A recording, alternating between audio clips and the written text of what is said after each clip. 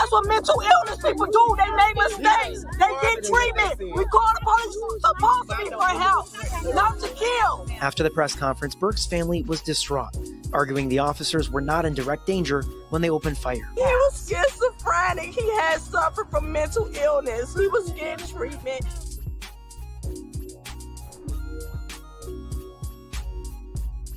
Percent of her head is burnt up, like all this is gone, and my baby just in the hospital fighting for her life. This story is just going to shock you.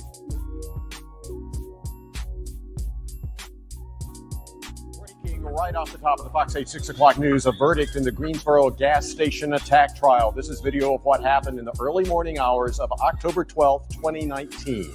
A woman was killed during all this, and in the last hour, the jury of 4 men and 8 women reached the decision.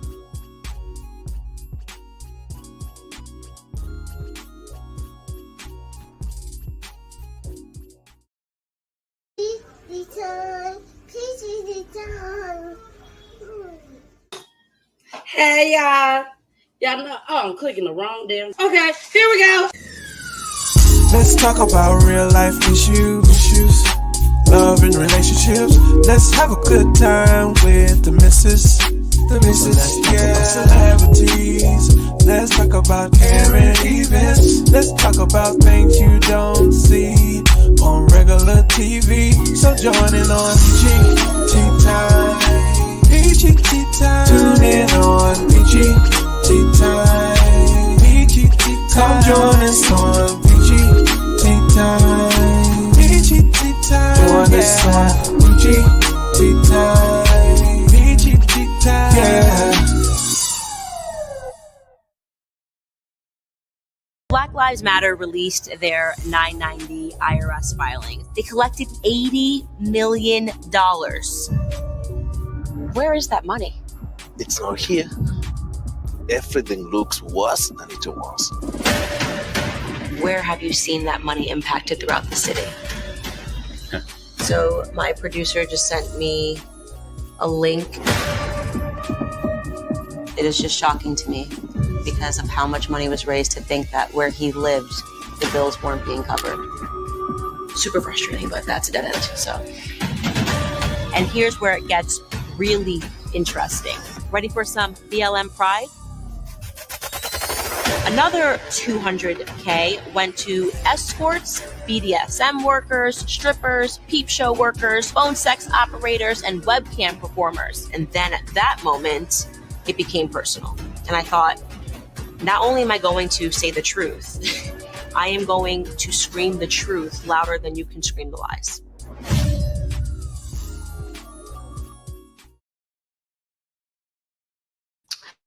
Hey, it's your girl, the missus with the kisses. Mwah. Did y'all just see that? Get down, True. Sorry, my dog is loose. But did y'all just see that? Now, I'm telling you now, if you don't know who she is, don't even worry about it because we don't like her, okay? Real black people don't like Candace Owens. I'm just saying. But some of the things that she be coming up with, you just be like, Black Lives Matter. Let's run that back one more again.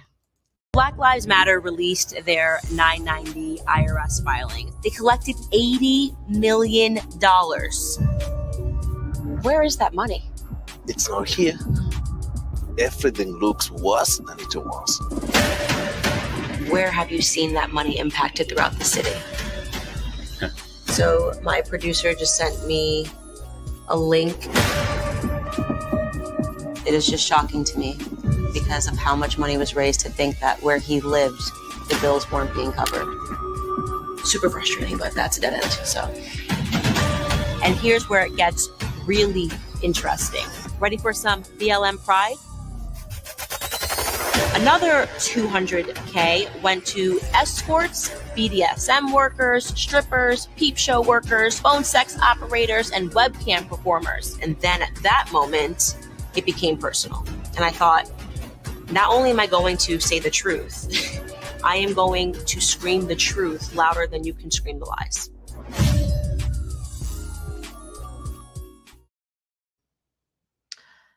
I'm just saying. I'm just saying. I ain't saying nothing yet, but I'm just saying.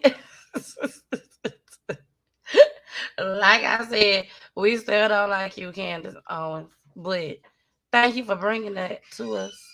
We really appreciate that. But guess what? We still believe that Black lives matter. I don't care what they bring us, Candace, or anybody else that decides that they want to bring us something, some foolishness. Now, y'all, why was that? They was at the strip club with all of y'all donations. Yeah, I say y'all. But all the Black people donate. They raised $80 million. You know, to me, it ain't no different than the King family. You know, they took some things they weren't supposed to take. Allegedly. Everything on my show is allegedly and explicit language. But remember, everything on my show is allegedly. I don't want nobody come back to me for nothing. I have the right to give my opinion on everything. But going back to what we was talking about, y'all. You know, this is our announcement segment. Announcement segment. Okay. Then we're gonna get into our A and B selection. That's how we do over here. But anyways, they done went to the strip club. They done did some other things. And she gonna come out with it. And when she come out with it, don't even worry about it, y'all. I'll be right there watching, gathering up our information. So I'll come back and let y'all know what's going on. Don't even worry about it. I got y'all. Okay? I got y'all.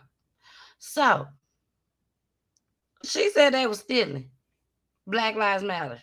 All them donations that they gave, y'all, that was given. They came up with $80 million. So if they was stealing money and they came up with $80 million, I'm more than sure they came up with more than $80 million. That's just all that was accounted for, whether the right way or the wrong way. They counted $80 million. And what has been done with the $80 million? So that's what Candace is supposed to be trying to dig into and figure out. But once again, we don't care like that. Okay? People been stealing folks' money for a long time. The Red Cross, St. Joe, St. Jude's, whoever them folks is. The food pantries and stuff. Allegedly. They've been stealing for years. So don't be trying to come over here, Candace, and tarnish our BLM, Black Lives Matter. Now, I do see we got some new people coming in the building. Y'all come on through. We just in talking about the whole Candace. I know y'all seen it. If y'all didn't see it, y'all, come on, y'all. Let's just run it back one more time. Just one more time for the people that just came on through. Because everybody needs to see this. This is a hot item. Okay? This is a hot item. So we're going to run it back one more again. Here we go. Black Lives Matter released their 990 IRS filing. They collected $80 million. Where is that money? It's not here. Everything looks worse than it was. Where have you seen that money impacted throughout the city? So my producer just sent me a link. It is just shocking to me because of how much money was raised to think that where he lived, the bills weren't being covered. Super frustrating, but that's a dead end. So, and here's where it gets really interesting. Ready for some BLM pride? Another $200K went to escorts, BDSM workers, strippers, peep show workers, phone sex operators, and webcam performers. And then at that moment, it became personal. And I thought, not only am I going to say the truth, I am going to scream the truth louder than you can scream the lies. All right, now we're not going to give her any more clout, because That's what she wants anyways. But at the same time, sometimes God send people to deliver the message that we may not like. We may not like them. We may not trust them. But sometimes he will send that message through them. And she been dropping a lot of stuff that we don't like. But she been dropping some stuff that we like, okay. Well, we still don't like you. Though. Yep. I get it. You know what I'm saying? So, like I said, I'm gonna keep on keeping on and following this story. And then hey, it is what it is, and I'm bringing right on back to y'all. All right, let's continue our announcements. All right, we still looking for families.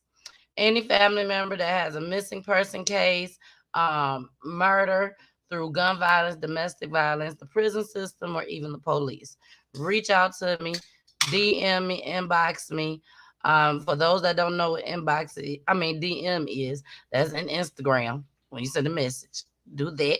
Or you can email me at peachttime@gmail.com, or you can go to my website, which is www.peachttime.com, and time is spelled with a Y, and just go down to contact me and put in your little information, and I will get back with you and your family, and you'll be right here on Wednesday.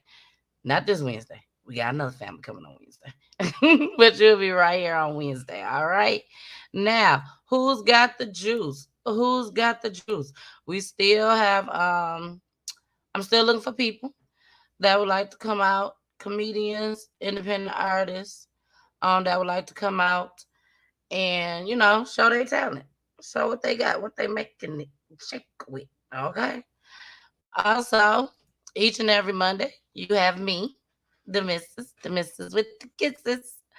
And then on Wednesdays, you have Jason and I. And that is each and every Monday and Wednesday at 9 o'clock p.m. Eastern Time, baby. Then, of course, on Fridays, you have me and my husband, my baby, my birthday. Every Friday, 9:15 p.m. Eastern Time. And then on Saturdays, baby, we in the building, baby. It's the weekend spot, baby. It's the weekend spot. Peachy hits at his 92.3, the real definition of internet radio, baby. Okay. And then we also have Who's Got the Juice? Who's Got the Juice? Our very first one will be on October 22nd, 2022, with Main Event and his friends, which is Energy Guy, which is my friend too, Alexa, Outer City, and Uno Bird. Okay, only Uno Bird. They will be doing a thing. $15.50 on Eventbrite, on eventbrite.com. Okay, let me put it back up so y'all can see that. Eventbrite.com, $15.50. And I will be your host. It will be my first time hosting. So y'all please come out and celebrate and support your girl, okay? Support your girl. And also, if you want to sow a seed, yep, I said it. If you want to sow a seed tonight, all right, my cash app is $Kier17. And I thank you all for your donations. Much appreciated, okay? Don't forget, share right now. Gonna go share because we finna get into our A&B selection. We got a lot going on tonight, so we're gonna run through these clips, okay? And last but not least, welcome to Peachy Tea Time with your girl, the missus with the kisses. Mwah. Don't forget to subscribe to Peachy Tea Time on YouTube. Also, like and share this video. You still got time to go share. Okay, and then we're gonna roll that sow a seed for a while tonight. Okay. But let's get started, y'all. We gotta get into our fair usage. Not only our fair usage, we do have an update. We do have an update. It's not the update that we was looking for, but I still gotta bring it. No matter what. So here go our fair usage. Warning. Federal law allows citizens to reproduce, distribute, or exhibit portions of copyrighted motion pictures, videotapes, or video discs under certain circumstances without authorization of the copyright holder. This is called fair use and is allowed for purposes of criticism, news reporting, teaching, and parody, which doesn't infringe of copyright under 17 U.S.C. 107.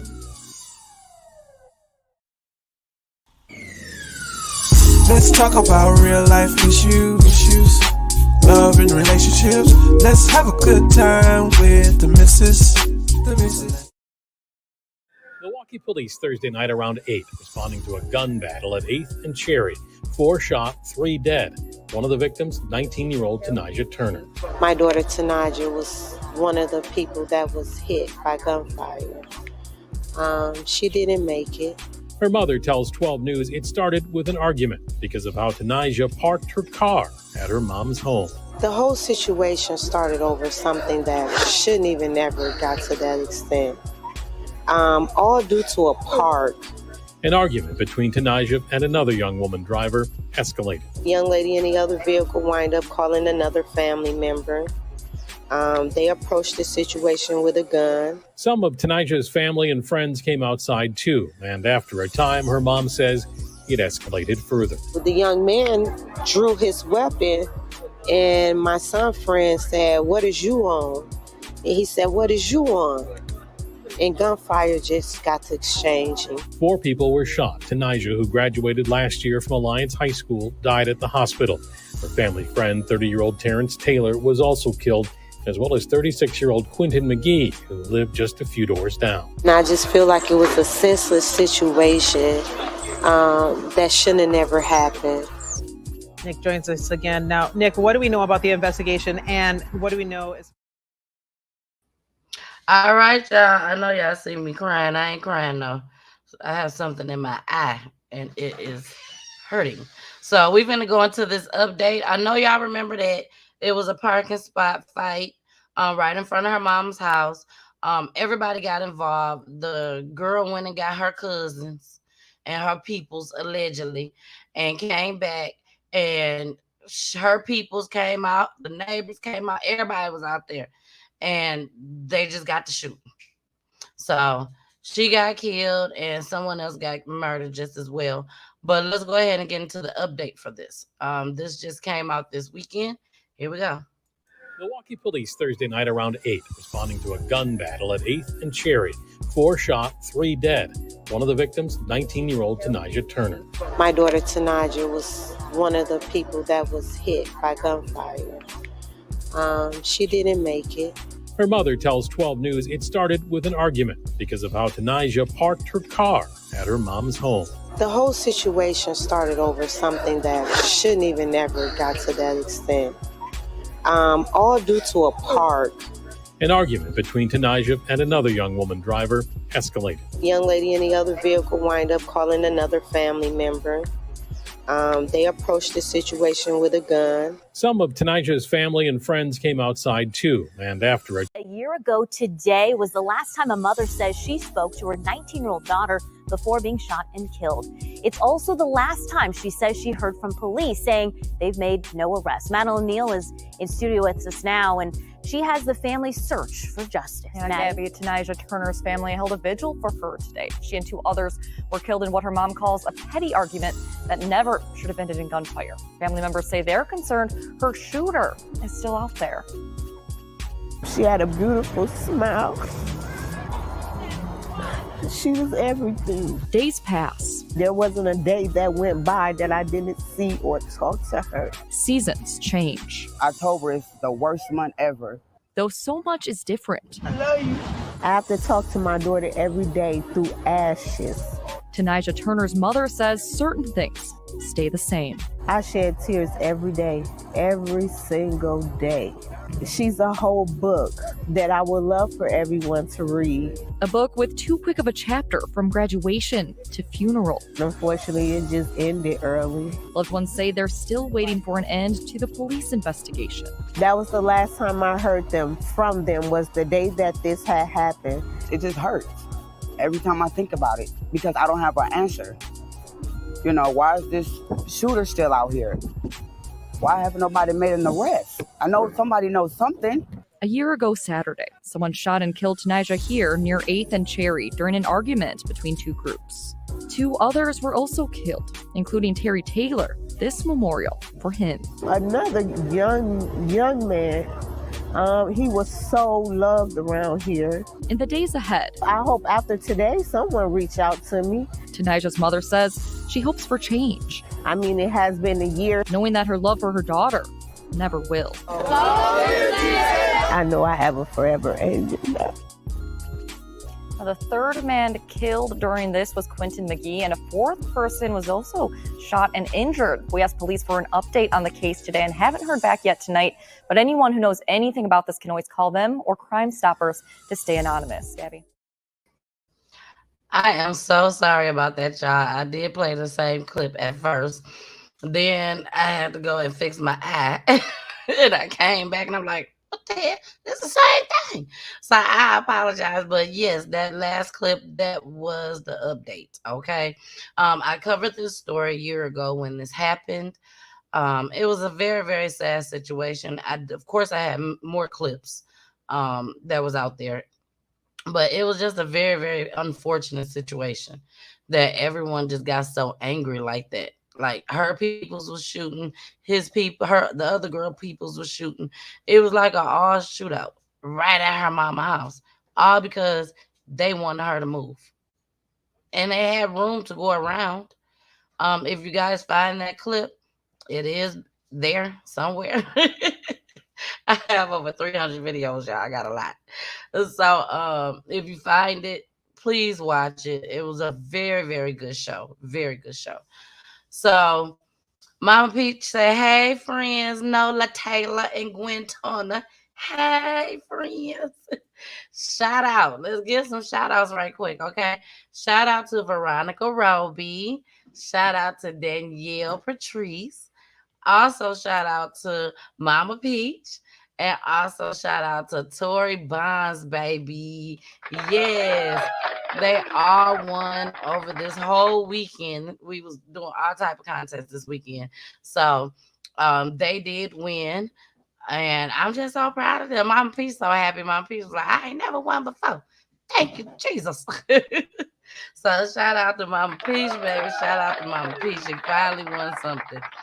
Shout out to BG. BG is in the building. I see you, boo. I see you. Jamar Connolly is in the building. Josette is in the building. Josette, I had to tell your hacker a few things. Your hacker gonna think that I'm your daughter. Okay? Let's just leave it like that. But I don't think they're gonna bother me no more. All right, y'all. Let's go ahead and get into our A&B selections, baby. We're done with our update for the night, and now we are getting started with our show. So thank you for joining me. Now, on Saturday, we did have a special guest, which was REFONI with Planet Earth 404. Unfortunately, she was not able to make it tonight, but we send her our love. Hopefully, she's watching. But we are going to continue the last 2 clips for Saturday that we did not finish, okay? We played the first 2, so now we're going to do the last 2. For those that did not tune in on Saturday, we talked about a young man in Detroit that was shot and killed by the police officer. So he had mental health issues, and it was just so unfortunate.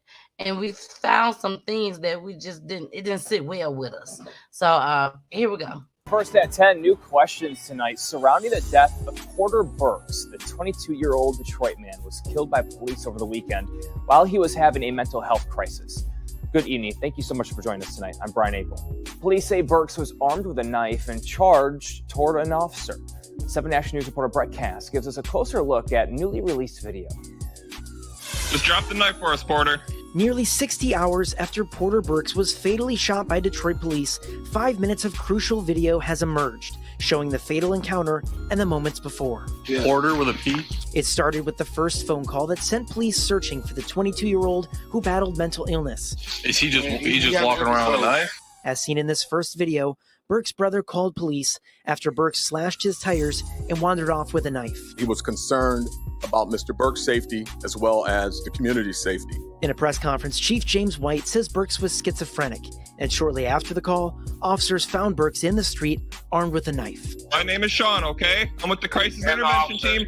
I'm just here to check on you. Chief White says these officers were trained for crisis intervention and spent 4 minutes following their training trying to talk Burks down. Chief White also shared a picture of the 8.5-inch blade that was in Burks' hand. We're here to help you, Porter, okay? We just want to help you. Your brother's worried about you. I'm worried about you. As you can see from the body cam video, Burks is about as far away from the officers as I am right now from the camera. And at this distance, Chief White said during that press conference that a taser would have been ineffective. So as Burks is moving towards the police officers, that from here is when they open fire. Porter! In 3 seconds, 38 shots were fired from 5 different officers. Police believe Burks was hit roughly 15 times. That's what mental illness people do. They make mistakes. They get treatment. We call the police supposed to be for help, not to kill. After the press conference, Burks' family was distraught, arguing the officers were not in direct danger when they opened fire. He was schizophrenic. He had suffered from mental illness. He was getting treatment. This is a life-threatening situation. It's unfortunate, but it's a life-threatening situation. Chief White says the officers had to act quick when Burks started running at them. He also questioned the mental health system, which repeatedly released Burks from the hospital, despite violent behavior. Police say he had stabbed multiple family members in the past, including his 7-year-old stepsister in the neck. A mental health crisis in this country is real. A mental health crisis in our city is real. And this is not just a police matter. We're a response unit. And as the investigation begins, family members feel they had nowhere to turn for help. And when they did, it ended in tragedy. Help them yourself. Don't call 911. They might not make it. On the west side of Detroit, Brett Cast. Okay. So there's a lot of different areas I can go with this. And we're gonna go there. Okay. So this is how I feel. First of all, I'm gonna turn my music on. First of all, 38 times was unnecessary. That's how I feel. It was just unnecessary. 38 times. Another thing. Why is it that it was 5 officers out there? And true enough, yes, he had a knife, but he didn't have a gun. He had a knife. You mean tell me nan one of y'all had, number one, a bulletproof vest, let's say that. But y'all couldn't have took that risk of all y'all jumping him, trying to get the knife away from him, kicking his hand. He was so far away when they started shooting him. It's like they didn't even care. They could care less. That's how I looked at it.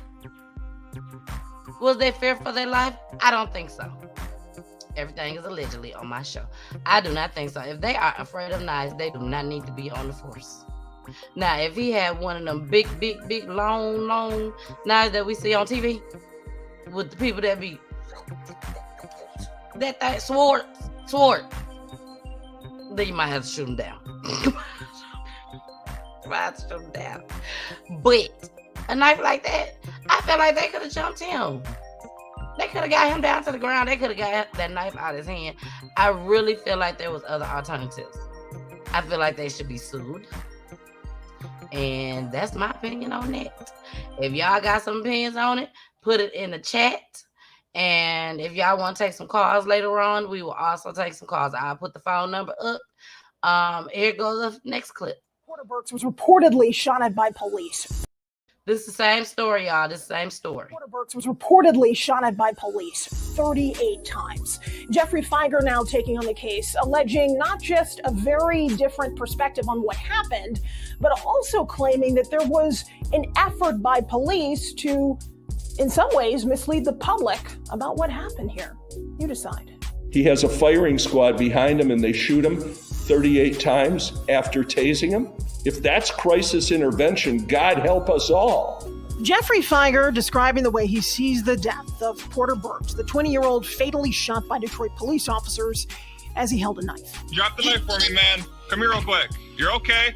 You're not in any trouble. Feiger says Burks had been dealing with paranoid schizophrenia for 3 years and was in the midst of a medical psychotic break when his brother called 911 for help. I spoke with a different brother Thursday after the press conference. It's a mental disease that, affected him in the long run, but it didn't deserve for his life to get took. Detroit Police Chief James White said at an earlier press conference officers were working to peacefully resolve the situation. Thursday, he added police only had 5 seconds to stop the threat after they say Burks made a move. The officers were trying to negotiate with him, and without provocation, he charged the officer with a knife in hand. I have more questions today than I have answers. Feiger enumerating those questions, taking issue with what police say about the size of the knife Burks had and the distance between Burks and police when he was shot. Are you telling me that today you don't have sufficient equipment to send an officer towards somebody with a 3-inch knife and instead you have to execute him beginning at 45 feet? Feiger claiming the threat Burks posed to his family prior to the call was also overstated by police. Did several of his siblings get cut? Yes. But there was a recognition that he was mentally ill. Detroit police responded to some of these claims in a statement. It reads in part, "The body cam videos of the incident show the efforts our officers made to de-escalate the situation with Mr. Burks. DPD is proud of the many times we have achieved safe outcomes with armed and mentally ill individuals by relying on trained interaction and a great deal of patience." And this lawsuit has not been filed yet, but we expect it should be filed next week. Feiger is also considering a federal lawsuit. We'll keep you posted on what happens. All right, y'all. So y'all done heard all of that. I think that they really didn't care once they found out that he had stabbed other family members. He stabbed his stepsister that was 7 years old, and he stabbed her in the neck. So they probably is like, oh, well, so be it. But it's still unfortunate because the mother, or I think that was the mother of the sister, she said that he had all type of help. He was getting help. He was in treatment, all of that. So with that being said, what else could have been done? What else could have been done? Not saying that they had to shoot him. I'm not saying that because I already told you I don't think they had to shoot him. But if the help that he was getting wasn't working, what else can be done? You know what I'm saying? I'm talking about real stuff. But anyway, let's go ahead and get into our next story. The hot water down the baby's throat. Y'all, this made me mad. Ooh, this made me so mad. This baby didn't deserve this, and she was so beautiful. So here we go. Of her head is burnt up, like all this is gone, and my baby just in the hospital fighting for her life. This story is just going to shock you. Child abuse allegations involving boiling water. Now, I want to warn you, the details are very disturbing. Ariel Mallory's in studio with us, just uncovering the stunning accusations. She joins us from the Breaking News Center. And Ariel, in addition to some new court documents you also talked to the victim's mother tonight. Yeah, I did, Byron, and it was a very emotional interview for the both of us. The woman's 1-year-old daughter is in Children's and Women's Hospital tonight, suffering from severe burns. Now, about an hour ago, I found these court documents that were just posted about the case. Investigators are alleging that the baby's father poured boiling water down the child's throat. I get in the apartment, my baby face It just messed up her whole head, her left shoulder. It just like, ooh. Tonight, a Pritchard mother is angry and wants the person responsible for hurting her child locked up. Victoria Lett says her baby Royalty was severely burned, allegedly, by the child's father. This is a picture of her in ICU at USA Children's and Women's. Lett says she left the house to go to an event, but when she got back home, she couldn't recognize her daughter. I can't even stand to even look at her. I can't even keep calm. I couldn't even maintain my body for real. So we rushed her to the hospital, and from then her injuries had just started getting worsening. Lett says Royalty was left alone with the child's father, 23-year-old Eugene Sneed. Breaking tonight, court documents show what allegedly happened. According to the documents, on Sunday, Sneed allegedly poured boiling water down the throat of the child, causing internal injuries, as well as multiple burns to the child's face. Would do something like this to an innocent baby. It's not right. That baby was there, or she thought she was, in a safe home with her father. It wasn't right what he did to our baby. He messed up our life with this. She was just an innocent child. As Royalty continues to fight in the ICU, her mother wants justice. Her lungs, critical, everything. Critical. That's how they know that it was done purposely. They say it was an intentional thing that he did. Justice for Royalty. That's all we want. That's all we want. And the Mobile County DA's office filed this motion late this afternoon asking the judge to revoke Sneed's bond. He was scheduled to go on a trial later this month on a domestic violence charge. As of now, Sneed has not been taken into custody. Now, these court documents say he's being charged with aggravated child abuse. Live in the studio tonight, Ariel Mallory, Fox 10 News.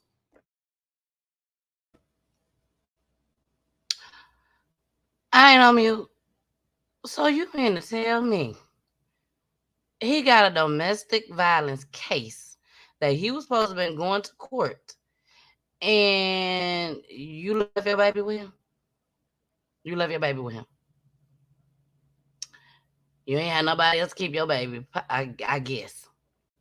Even though all them girls out there with you, you ain't had nobody else keep your baby. Y'all, when I tell you, oh my gosh. He literally poured hot water, boiling hot water down this baby's throat. What was this baby doing? She could not have been doing anything that bad. She a baby. She do baby shit. The hell? Yes. This is very sick. Not only do he beat on women, he beat on little girls. Probably don't even beat on little boys or men. Ain't something beating on that little baby like that and them women. I don't know if the women was the mama or if it was other women. I don't know. It didn't say. But it did say that he had a domestic case. Hey, Ken, Audra, and Amber, we see y'all in the building, baby. We see ya. That is, I just don't like that. I don't like that. Like, you ain't got nobody else to pick with. What could she have done? Y'all, I'm telling y'all, she couldn't have done nothing. But we need some more details. We need some more details. And don't even worry about it. I'm going to be watching this story very closely. Very, very closely. Okay? Very closely. All right, y'all. We finna get into a commercial break. So we got a new commercial. Shout out to Sunshine. Sunshine did this commercial for me. I appreciate it so much. This is my new hits, the weekend spot commercial. Here we go. Hey, it's your girl, the missus with the kisses. Mwah. What's good, y'all? Well, again, my name is the missus, and I have a show called PGT Time.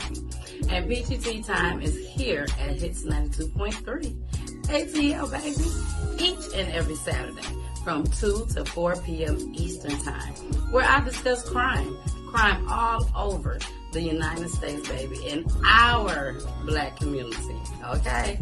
So make sure you tune in each and every Saturday from 2 to 4 p.m. at Hits 92.3. And also, make sure you subscribe to my YouTube page, PGT Time, and time is spelled with the Y. And that way you can catch me each and every time I go live. All right, I'm out of here. Deuces. All right, shout out to me, shout out to Sunshine, and shout out to Hits 92.3, baby, the real definition of internet radio. And make sure you download that app just as well. All right. Now let's get on back to our story. Now this one is called the BRAWL. Okay, this happened at a gas station. A young lady lost her life. It was so unfortunate. I do have quite a bit of details on this. And Amber said, I love it. Thank you, Amber. Thank you so much. Mama Peach said, I love it. Thank you, Mama Peach. Thank you, girls. I appreciate it. Y'all so funny. All right, let's go ahead and get started. And this, like I said, this wasn't nothing too nice, but here we go. First at 4, 2 women charged with murder after police say they drove an SUV into a crowd of people, killing one person, went before a judge this afternoon. 4 others hurt in this incident, and now our Bill O'Neill joined us live in Greensboro. Bill, how did this all start? Well, according to one of the victims and the mothers of the 2 women charged with murder, this whole thing started with a minor car accident at a gas station on Gate City Boulevard.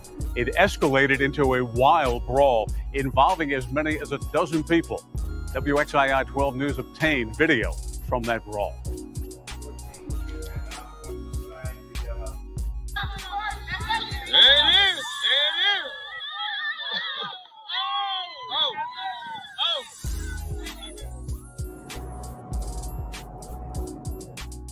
The fight went on for 2 hours. The manager at the store, they watching. Then nobody seemed to pick up the phone and call the police before it escalated. 2 young girls is in jail now because of the situation they got into trying to get out to save their life. Ask the court, why did she kill my daughter? That's all. That's all. What was the purpose? I said, we had 2 little kids too. The mother of Fana Felton, one of the women charged with murder, apologized to the family of Zanelle Tucker. Ms. Tucker was one of the victims, the only victim who died in that crash Sunday morning. Miranda Watlington and Fana Felton remain in custody without bond. They are being held on $1 million. In addition to the murder charges, Watlington is charged with drunk driving as well as driving with a revoked license. In Greensboro, I'm Bill O'Neill, WXII 12 News. This is Mary J. Chapman, mother of accused murderer Miranda Watlington. This is Paula Edmondson, mother of accused murderer Fana Felton. They both want to say the same thing. We need to stop the violence towards one another. Just stop the violence, man. Stop the violence. Learn and love one another. Both of their daughters are accused of using their car as a weapon after a fight, pummeling into a crowd of 6 at an Exxon gas station, killing 30-year-old Zanelle Tucker and injuring 5 others. I'm just so sorry. My condolences to the Tucker family and to everybody else. I'm so sorry. Lord knows I'm so sorry. I'm so sorry. And please forgive me. Watlington and Felton appeared in court Monday. Chapman said at the courthouse she was able to talk to victim Zanelle Tucker's family. A family she assumed would be full of hatred toward her. But she says they not only spoke, they hugged. We embraced each other, we cried together, and we loved on each other, you know. Chapman and Edmondson set up a memorial of flowers and balloons at the Exxon gas station, where many lives were forever changed. My condolences for all this tragedy that went on out here this weekend. Chapman whispers her wish for peace Oh, God, that's it. Over and over again. Peace. Peace, peace, peace. Peace. Peace, peace. Peace. It's all. That's all. Both mothers couldn't comment on the specifics of the case because their lawyers advised them not to. Their daughters are back in court November. I'm here. Now, I was going to go in on mamas now, on mamas. But when I tell y'all the pain that mother displayed was just unbearable. I mean, that broke her. And I wanted to play that clip purposely because I want people to see that it don't only just hurt the person who lost someone. It also hurt the person that did it, their family. That's what I'm trying to say. It hurt their family just as well. So I pray for both the families. I really do. I hope they was preaching the same thing to their daughters before this happened. You know, at the end of the day, I'm not trying to sound cold-hearted or anything like that, but I have friends that's close to me like sisters that has to deal with this. And they are the victims' family. So to see them cry, they can't see their child again. She can go to the prison and see her daughter. She can see her daughter change her life around. My friend can't do that. My friend / sister, she can't do that. She can't see her daughter get married. But this woman, like I said, and the other lady, they can still go and see their daughters. And I pray that they make it in prison. The dark-skinned girl, you can tell she was the one that they said had alcohol on her breath, and she was the driver, allegedly. So she just lost it. And now she gone for the rest of her life. Possibly, allegedly. I don't know. We got to do better, ladies and men. We all got to do better. So here goes the second clip. Same story. This is Mary J. Chapman. I just want to ask the court, why did she kill my daughter? That's all. The father of a woman killed when an SUV slammed into her in Greensboro this past weekend is demanding answers as the two suspects made their first court appearances today. We go now to WFMY News 2's Laura Brache, who sat in the court during the emotional appearances. That's right. Emotions ran really high inside and out of that courtroom today. Family and friends of victim Zanelle Tucker and of both suspects showed up for this first appearance. First up was Benet Felton. She appeared on crutches with tears running down her face as the judge read her charges. She's charged with first-degree murder, a capital charge that could mean the death penalty, and 5 attempted first-degree murder charges. Miranda Watlington appeared right after. She faces the same charges as Felton, in addition to aggravated felony death by vehicle, hit and run, driving while impaired, and driving while license revoked. The victim's father had this to say after Watlington's charges were read. I just want to ask the court, why did she kill my daughter? That's all. That's all. What was the purpose? That's it. She had 2 little kids too. Members of the victim's family walked out of the courtroom in tears and were led to the district attorney's office. And both suspects are being held without bond. They will appear in court again on November 14th. And we've learned that a 6 o'clock vigil that would be held this evening for victim Zanelle Tucker has been moved to 7 p.m. We hope to be bringing you the preparations coming. All right, y'all. So this happened 2 years ago, okay?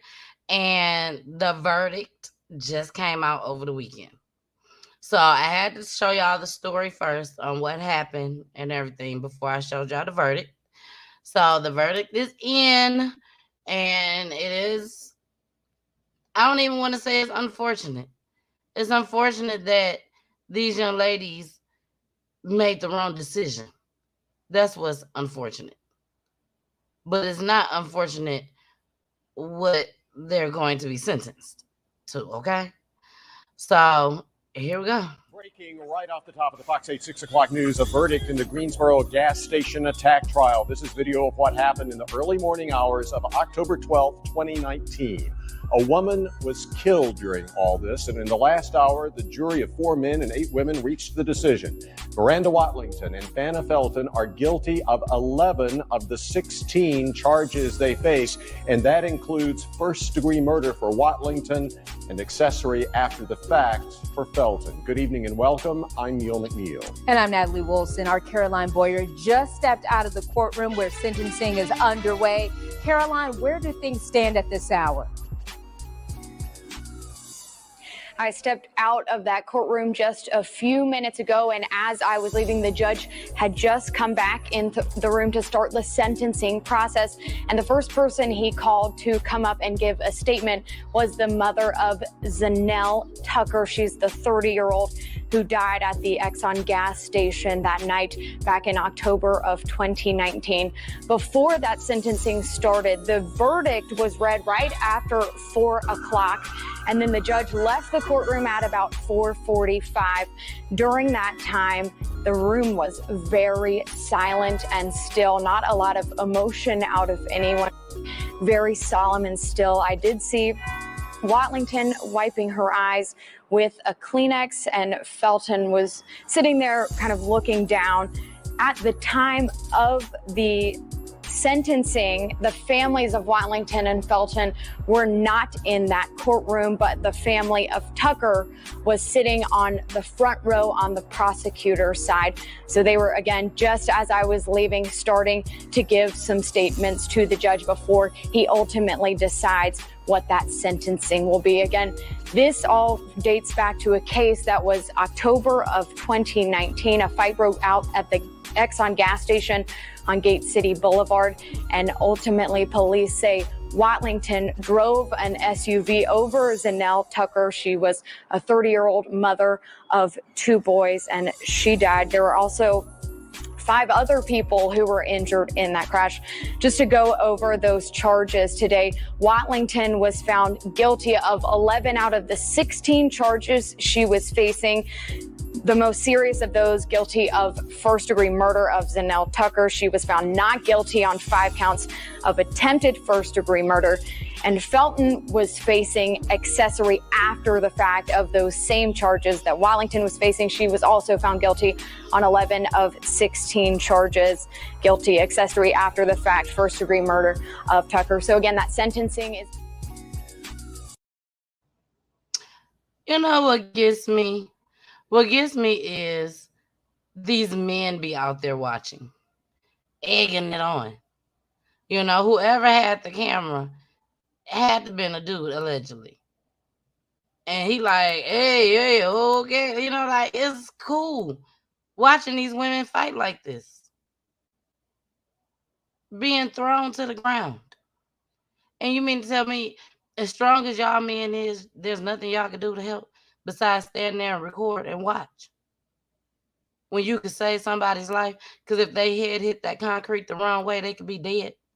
And all y'all sat there and watched it just like y'all watched that girl run that girl over. Y'all had plenty of time to help stop it. Look at all them people that's out there fighting. All of y'all should be ashamed. Everybody that was out there should be charged. That's how I feel. Everybody out there should be charged. All y'all out there acting a fool at the gas station. BG said it's enough people killing black women to have other black women doing it too. Exactly. And it's no different than us killing our own kind. Black people killing black people, whether it's a man or a woman. Same thing. It's enough white people out there killing us. Why we gotta kill each other? Why? I don't get it. I don't get it. Or maybe it ain't for me to get. How about that? How about that, BG? Maybe it's not for us to get. Shit. But they have been charged. It has been a guilty plea. I mean, not guilty plea, but guilty charge. So I don't even know if I said that right. But anyway, we finna go ahead and get into our next topic. This is another one that men killing us. Here we go. You say a 23-year-old woman was shot and killed inside of a Southwest Harris County home. The gunman, her ex-boyfriend, took his own life. The young woman's family witnessing the tragedy. It happened this afternoon on Rain Willow Court and Cranehurst Lane. KPRC2's Devin Clark is there now with the details. Devin? Bill, Sion, in this situation, there are two families with broken hearts tonight. The yellow tape is gone, and the family of the 23-year-old woman who was killed has now been allowed back inside the home where it happened. They say they are too distraught to go on camera, but gave us a look into her life, and the woman, they say she was well on her way to becoming. It's just a big surprise and shock to everybody. News of a murder-suicide is rocking the neighborhood around Rain Willow Court in Southwest Harris County. Sheriff's Office investigators say a 22-year-old ex-boyfriend showed up at the home of who relatives have identified as 23-year-old Tamara Sawyer and killed her, then himself around 3 p.m. He showed up, the female allowed him in, took him into her bedroom where they were there for about 10 minutes. Other family members inside the house heard about 3 gunshots. Officials say family rushed to the room to find Sawyer shot and the ex-boyfriend with a gun. After they left to call 911, more gunfire rang out. And then went back and found both of them deceased. About a month ago, family members say Sawyer ended the on and off again relationship with the man she had dated since high school, but they never knew him to be abusive. When we hear about murder-suicides, is that we know that is the ultimate act of a perpetrator, an abuser, losing power and control over his victim. In this case, we may not know much, but we know from authorities that she wanted to leave. Domestic abuse victims advocates say leaving is often the most dangerous time in a relationship. Tonight, the Ohio native, said to be the baby of the family, studying nursing at HCC, will be remembered for her smarts, fashion sense, and her loving personality as people in the community try to make sense of what happened. I never know what certain people going through. Investigators have not identified the 22-year-old man said to have pulled the trigger. And we want to remind everyone out there, October is Domestic Violence Awareness Month, and we will have information on resources for anyone dealing with domestic abuse on our website, click2houston.com. Reporting live on the southwest side of Harris County. Okay, y'all, so I'm going to give y'all a spoiler alert, okay? Spoiler alert, okay? For the next clip, because we have one more clip on this story. But I'm going to give y'all a spoiler alert. Her boyfriend, her current boyfriend, was there at the time. Her current boyfriend was there at the time. She let her ex-boyfriend in the house and took him back to her bedroom. And 10 minutes later, she's dead. Probably about 2 minutes after that, 3 minutes maybe, he did. He done shot himself. But her current boyfriend was there. Now, did he force himself in? Did she see the gun? Did they all see the gun? And nobody called 911 because they didn't think nothing was going to happen? How did he get in the house when her boyfriend is there? And I'm not saying her boyfriend should have acted a fool. I'm not saying that. But what I'm saying is, how he get in his house when her boyfriend is there? How did you get back to the room with him?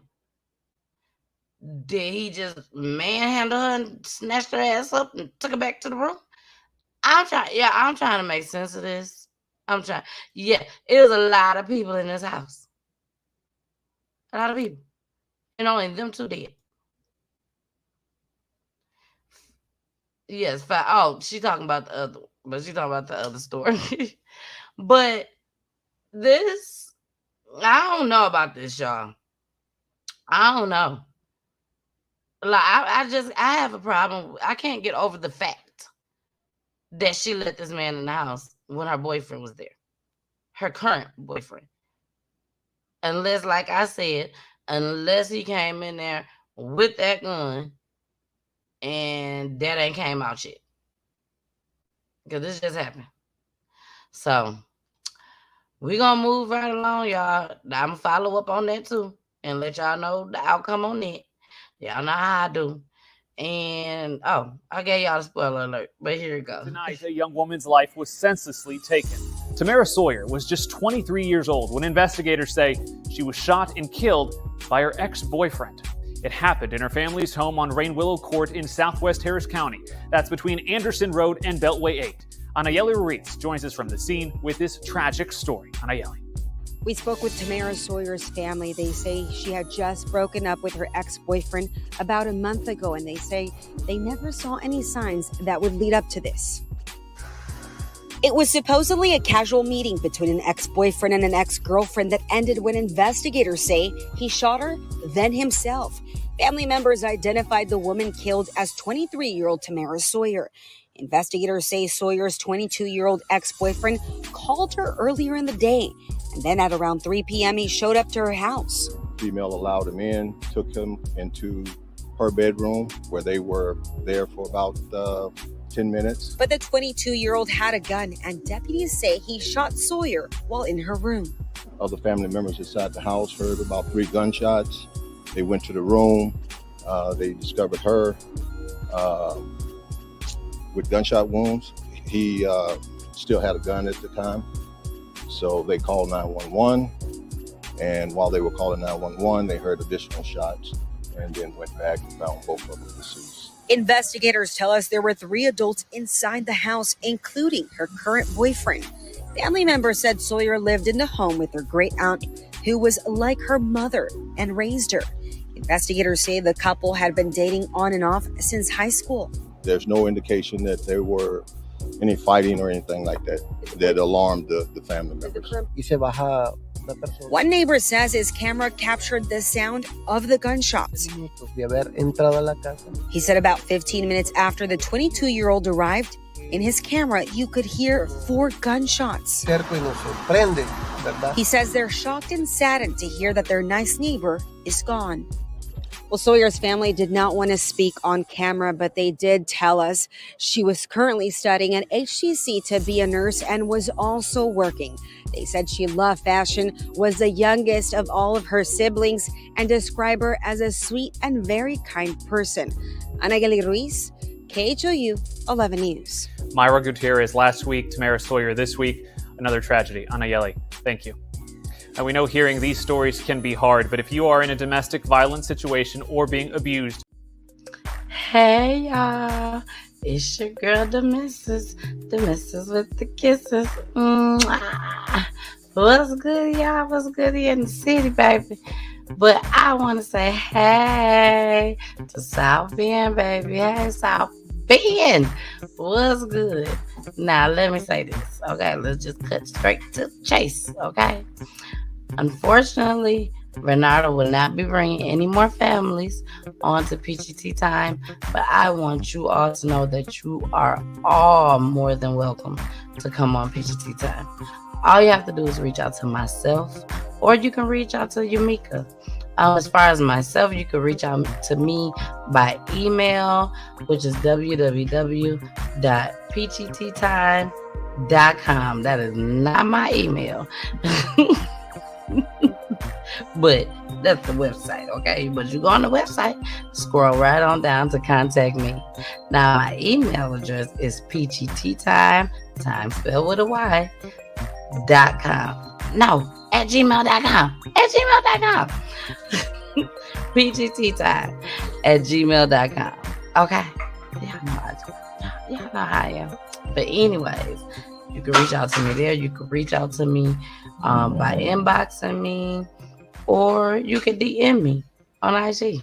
So there's always type of ways that you can reach out to me. And you are more than welcome to come on the show. More than welcome. I thank you all so much for subscribing to my channel, for being a viewer. I appreciate y'all. So I would definitely want to keep y'all coming back. Again, I hope you enjoy each and every time you come on Peachy Tea Time. Thanks for rocking with me. And anybody that has know a family member that has been through domestic violence, gun violence, the prison system, or even, killed by the police. And we're talking about being murdered, okay? Come on to my show. Nothing edited. Explicit language. You say exactly how you feel. Right here, okay? And I'm telling you, you're going to be just as comfortable, have a great time, and most importantly, bring awareness to our Black community. All right? Black and brown community, that is.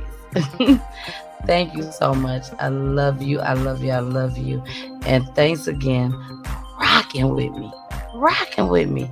And I want y'all to continue to rock with me. Don't act like y'all ain't know. As multiple law enforcement agencies swarmed the Budget Inn hotel, a family looked on in desperation. Mimi, I know that's gonna be right here, Mimi. Here, mourning the loss of Jakia Hampton after police say she was shot to death along Scottwood Street early Saturday morning in West Memphis. Hours after her murder, investigators zeroed in on her boyfriend Elijah Singleton as the suspect, who was spotted at the hotel and barricaded himself in one of the rooms. It was real scary. This man was one of the many guests who had to evacuate his room as the standoff ensued. So they better come out their room, and they went back there looking for him. And we know they bring them machine gun and camera. I told girl, I said, really? They can blow the place up. After nearly an hour, Singleton surrendered, bringing a sense of relief to Hampton's family, but also a feeling of disappointment since they say he's responsible for her death. Prior to the shooting, the two had reportedly been together for almost a year. Family says they were in the process of separating. She just wanted to get away. A love story ending in tragedy as reality sets in. We grew up together. It was always us. Reporting in West Memphis, Jordan James, WREG, News Channel 3.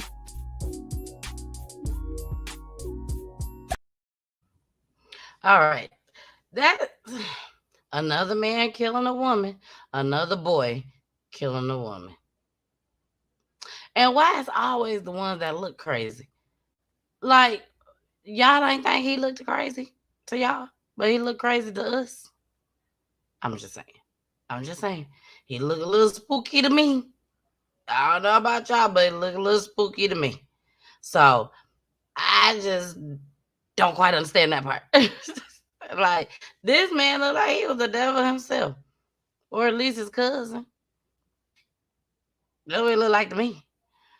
But, when you see the friends out there crying, they got our little picture, representing that you're still here with us, because it was always the three of us. That's hurtful. That's hurtful to see. It really is. It really, really is. Maybe someone, BG is bad. The BG is bad. But I don't know, y'all. I think we just need to pray for these families. Pray for these friends. All their friends. Because you're not just hurting the family members, you're hurting the friends, you're hurting the co-workers. Sometimes your co-workers become your family. They're just not blood related. So we just got to pray for them. And pray for all these families that I bring to Peachy Tea Time. All of them. Because they, trust and believe, they are still hurting. They all are still hurting. It don't matter how long ago it been. They still hurt. So we're going to move right along to the next story. I'm not gonna put no more BG comments. So BG, you behind. You behind, BG. So let's get into this next one. This is the police chase gone wrong, y'all. You know, I am not for police chases. I figure as long as you get the license plate, you'll catch them. You'll get them. But as far as a police chase, you are harming other people. When people come speeding up behind me, whether it's police or regular car, I automatically get nervous. Like, what am I supposed to do? If I move over to the next lane, they might lose control. So I just stay right where I am. I don't care if I'm in a fast lane or not. I stay exactly where I'm at and let them go around me. So I suggest y'all do the same, okay? If not, it's a possibility this could happen to you. Here we go. 30-year-old woman has now been arrested for hitting and seriously injuring a Milwaukee police officer yesterday. Happened near 40th and Billard. The officer was running after a suspect when a car hit him and took off. Today, we've learned that officer is now recovering at home. Police believe the suspect hit the officer on purpose. The officer wasn't the only one injured in that chain of events yesterday. A woman uninvolved in the chase was also sent to the hospital. Cassie Williams spoke exclusively with her this afternoon. She joins us live. Cassie, this is really impacting this woman's life. Latasha Brown is home from the hospital, but she is still struggling to both walk and see. She was on her way to work when the suspect fleeing police hit her car. She wants people to see the impact of this police chase. Just look at me now. I can't go to work. I can't even see. I don't have a vehicle anymore. I do have my life, but that's about it. Latasha Brown's life looks very different than it did just one day ago. You look blurry to me. I really can't see you that well. Brown was driving the silver Ford Fusion seen smashed in this video. She was on her way to work Tuesday around noon when she was hit by a car fleeing police. The suspect that hit her got out and started running. The officer running after him was then hit by a different car police say was driven by a suspect that knew the man running away. Police Chief Jeffrey Norman appeared furious at a press conference Tuesday. I'm angry. I'm not happy with this. Brown is angry too. Instead of them running, they could have just stopped and turned themselves in, and all of this could have been avoided. But they was trying to get away just to not get caught, and they endangering the lives of others. The police department's press release listed Brown's injuries as minor. She wants people to know that to her, this is anything but minor. I'm not okay. This is really doing something to me.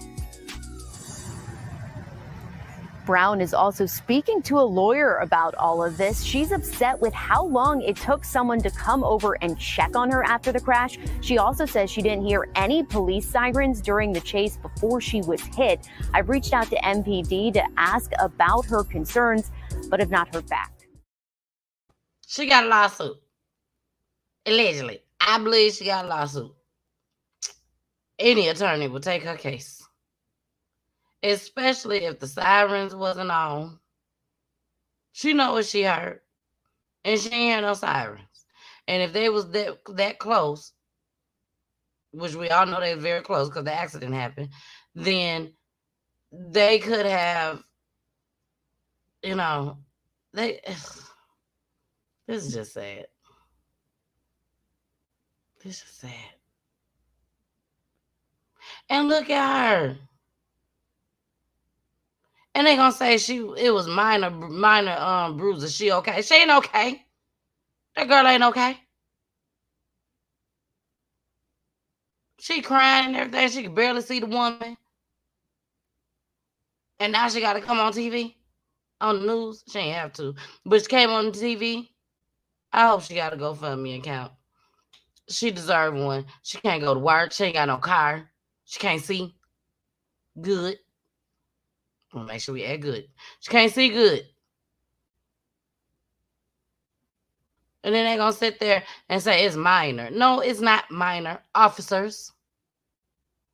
That's all I be talking about, man. They just, people be making, not people, officers. Some people make me mad too. But them officers,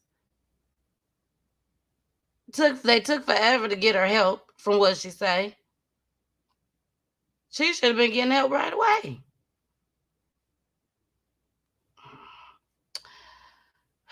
Police chase gone wrong. And I'm not saying that she swerved over, to the right or to the left. I don't know. But I'm just saying stuff like that can happen. So, Mama Peach said policemen be lying. Yes, they do, Mama Peach. They don't always tell the truth. I'm going to do a show on that too. So y'all can see. Don't bite it. This is about this little boy, y'all. It's heartbreaking. This is our last two clips for the night.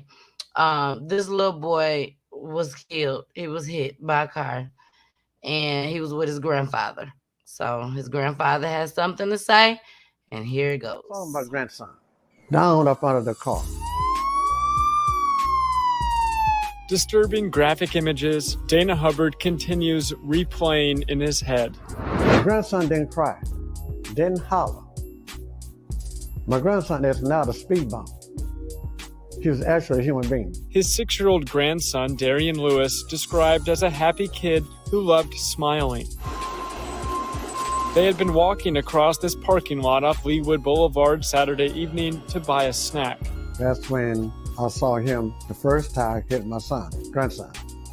I saw my grandson rolled up under the tire. I said, Mr. Flores, you just hit my grandson. What's wrong with you? He looked at me with a smirk, put the car in reverse, backed up on my grandson again. The driver running over Darian's helpless body at least twice. I held his hand. I felt his pulse to the point where it stopped beating altogether.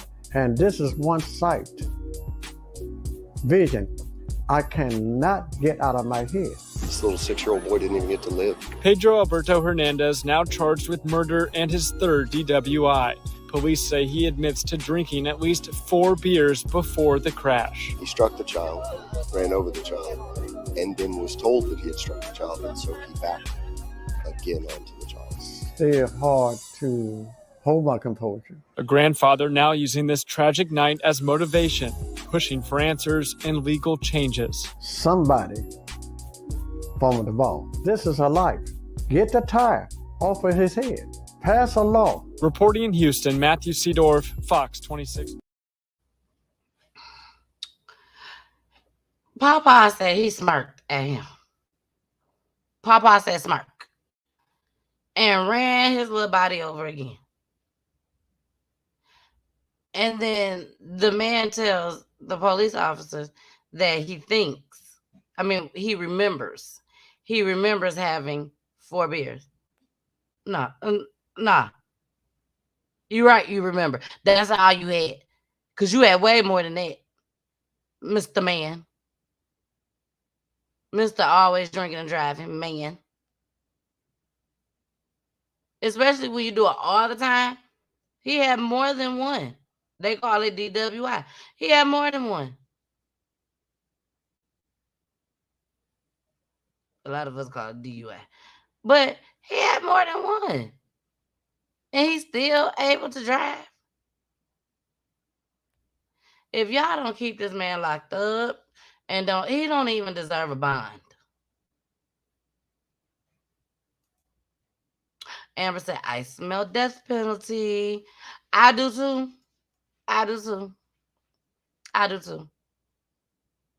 You smirked and ran over again. Like Papa said, my grandson is not a speed bump. I know it took everything in Papa not to beat the brakes off this man.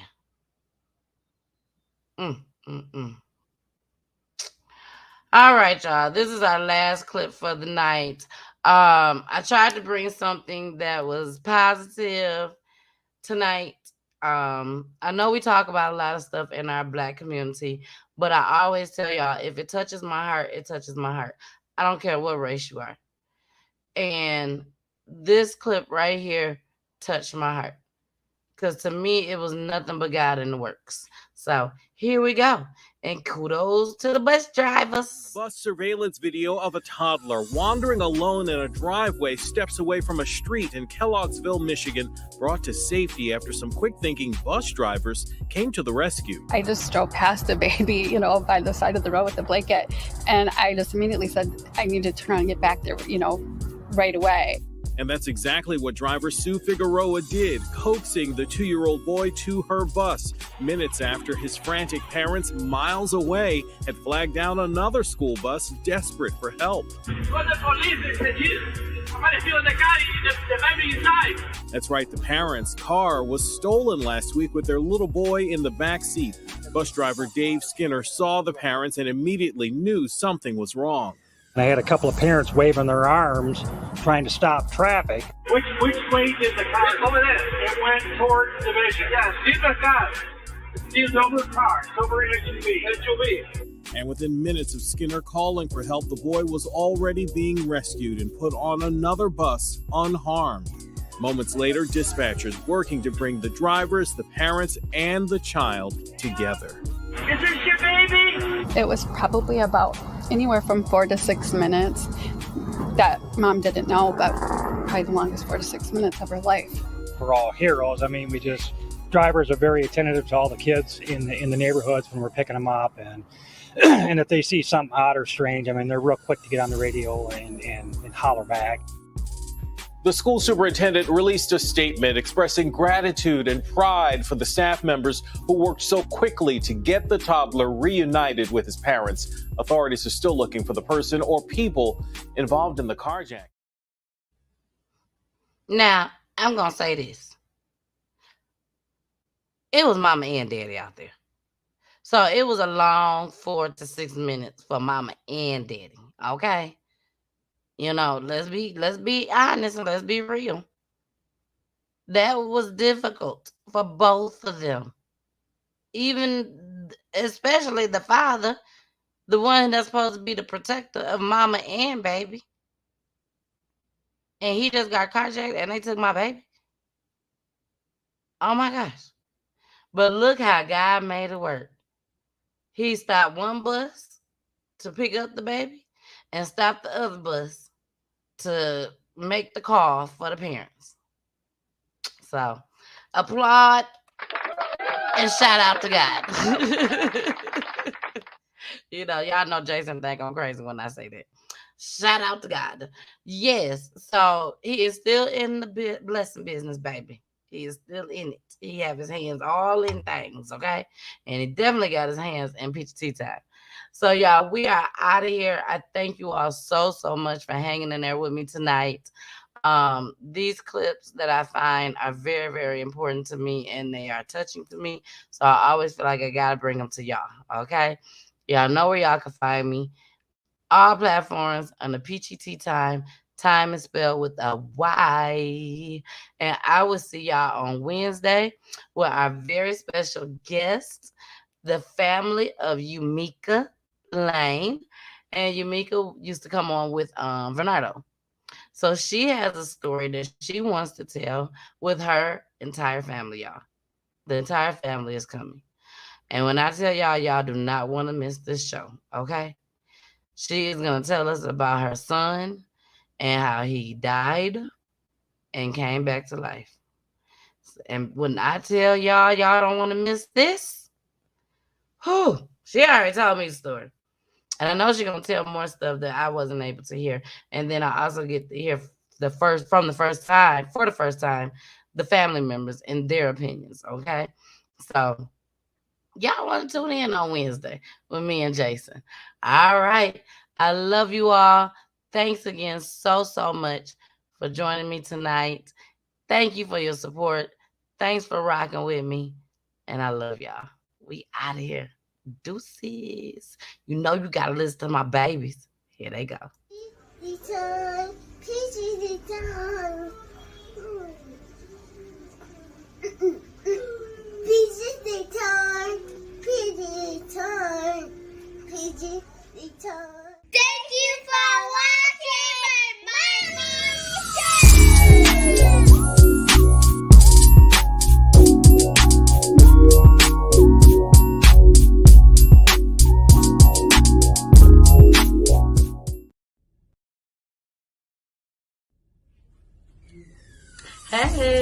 It's your girl, the missus with the kisses. Mwah. What's good, y'all? Well, again, my name is the missus, and I have a show called Peachy Tea Time. And Peachy Tea Time is here at Hits 92.3. ATL, baby. Each and every Saturday from 2 to 4 p.m. Eastern Time, where I discuss crime all over the United States, baby, in our black community, okay? So make sure you tune in each and every Saturday from 2 to 4 p.m. at Hits 92.3. And also, make sure you subscribe to my YouTube page, Peachy Tea Time, and time is spelled with the Y. And that way you can catch me each and every time I go live. All right, I'm out of here. Deuces.